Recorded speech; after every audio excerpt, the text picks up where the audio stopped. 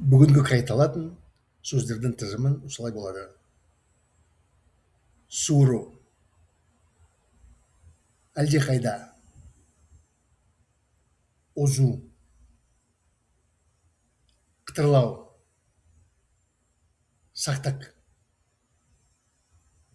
Сөздердің тізімін орыс тілінің нұсқасында оқимын. Вытаскивать. Гораздо более. Обгонять. Хрустеть. Осторожность. Сөздердің тізімін қолданып, шығармамды жаздым. Сіздерге оқимын. Күтіп тұрыңыз.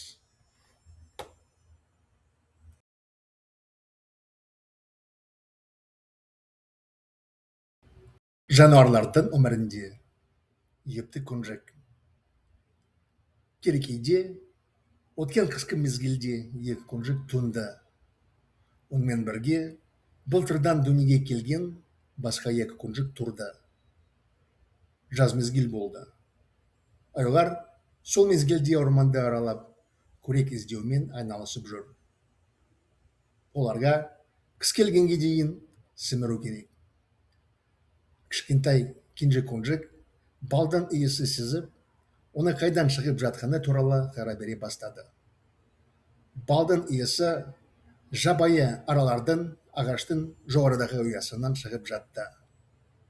Күнжік оны байқап, ағаларын әрі әпкелерін озып, ілгеріге ұмтылып кетті.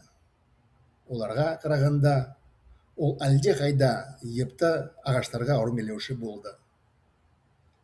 Сақтықты ұмытып, күнжік діңгектен өрмелеп, бұтақтан бұтаққа секіріп берді.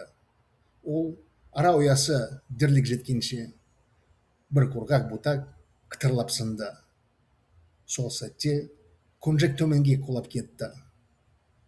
Бақытқа орай, ағаш көлдің жағалауында өсіп тұрды. Күнжік суға құлап, судың бетіне қалқып шықты. Көл терең болса да, Керекей анасы әйтеуір күнжікті судан ақырындап суырды.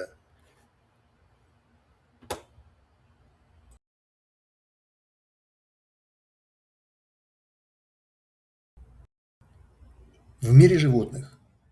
Ловкий медвежонок. Прошлой зимой у медведицы родились два медвежонка. Вместе с ней находились еще двое, которые появились на свет в прошлом году. Наступило лето. Медведи в это время бродили по лесу в поисках пищи. Им нужно было запастись жиром до наступления зимы. Самый младший медвежонок учуял запах меда и начал высматривать, откуда он исходит. Запах меда доносился из улья диких пчел, который находился высоко на дереве. Медвежонок заметил его и, обогнав братьев и сестер, устремился вперед. По сравнению с ними он был гораздо более ловкий в лазании по деревьям. Позабыв об осторожности, медвежонок стал взбираться по стволу, перепрыгивая с ветки на ветку. Когда он уже почти добрался до улья, одна сухая ветка хрустнула и сломалась. В тот же миг медвежонок упал вниз. К счастью, дерево росло на берегу озера.